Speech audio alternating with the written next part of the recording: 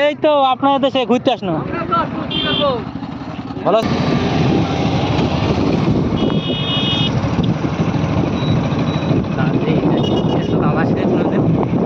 কাদা দেখেছি রাস্তা, নতুন রাস্তায়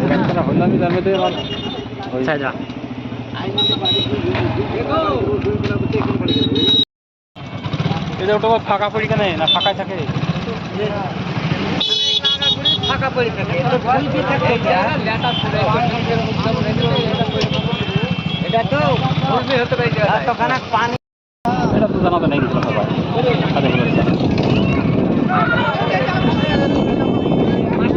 কোনো মিল আছে কি নাই তা তো বুঝতে পারছি।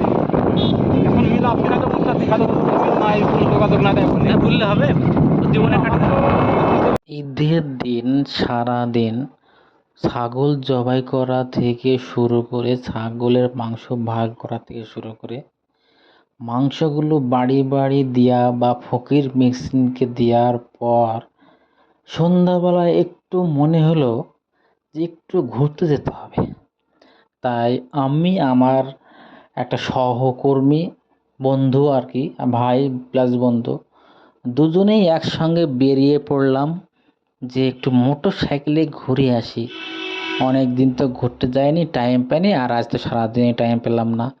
সারাদিন কাজ করতে করতে করতে ঠিক সন্ধ্যার আগে এই 5টা প্লাস বেরিয়ে এত সুন্দর একটা পরিবেশের সঙ্গে আমাদের যে সন্ধ্যাবেলায় যে আলাপ হয়ে যাবে আমি কিন্তু কল্পনাও করতে পারিনি। তখন এই যে দেখতে পাচ্ছ তোমরা, এত সুন্দর পরিবেশ আর এত সুন্দর ঠান্ডা বাতাস, টোটাল রাস্তাটা ফাঁকা আর ফাঁকা, আর রাস্তাটা নতুন, টোটাল রাস্তাটাই নতুন হয়েছে একদম একদম। রাস্তাটা যে এত সুন্দর করেছে, আর চারিদিকে মানুষের ঘোরাঘুরি, আর ঈদের দিন সন্ধ্যাবেলায় যে এত আনন্দ করলাম তা কল্পনাও করতে পারছি না। সেই সঙ্গে আপনাদেরকে বলছি, আপনারা এই জায়গাটা একটু ঘুরে আসবেন, দেখবেন আপনাদেরও ভালো লাগবে। হ্যাঁ, একদম এত সুন্দর জায়গা।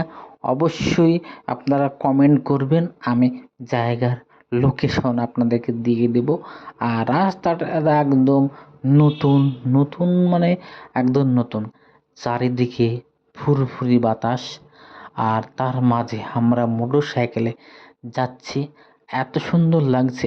আর কচি কাঁচাদের আনন্দের মুহূর্তটা ভাগ করার জন্য এই সাধারণ এই যে কচি কাচারা সব ফ্যামিলি নিয়ে একটু ঈদের সন্ধ্যাবেলায় একটু ঘোরার জন্য এসেছে, আর তাদের আনন্দ দেখে আমিও আপ্লুত হয়ে আসলাম।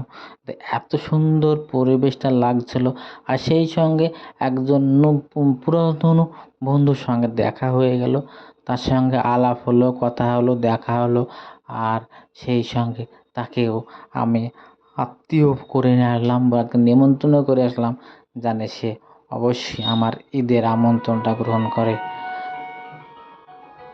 সারাদিন কাজ করার পর সন্ধ্যাবেলার যে একটা আনন্দ পেলাম তা খুবই খুবই সারাদিনকার দুঃখ, সারাদিনকার কষ্ট ভুলে গেলাম। তারপরে ঠিক 8টার